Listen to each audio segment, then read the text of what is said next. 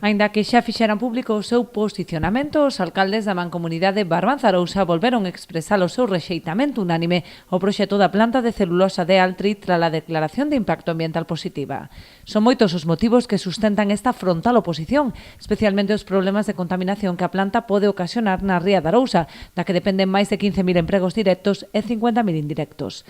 A cifra supera con moito os 15.000 empregos directos, pero ademais o sector do mar deixa en terra outros 50.000 postos de traballo indirectos. Trátase da cadea de transformación que abrange as depuradoras, cosedeiros e transformadores, alén de outros sectores como os estaleiros.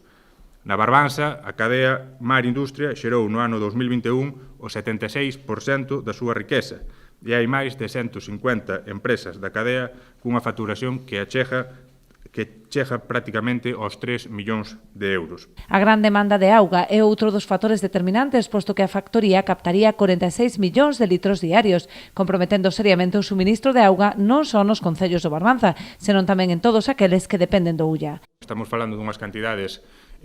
inmensas de auga, por poñer un exemplo, equivalente ao que consume toda a provincia de Lugo, e que van afectar ainda máis a un río que xa en moitos dos seus tramos ten serios problemas de contaminación, non? Por un lado, vamos a afectar ao seu caudal pola cantidade de auga que necesita esta factoría para traballar diariamente, e por outro lado vamos a incrementar esta auga que participou neses procesos industriais e químicos dos que falaba. Por tanto, diminuímos o caudal, diminuímos a capacidade do río para soportar esta carga contaminante que se vai producir, o que vai afectar, por suposto, insisto, a estes puntos nos que xa se ven registrando estes problemas de contaminación, e vai afectar, en última instancia, a todo o ecosistema do río de Arousa, que, como estamos vendo tamén nos últimos anos,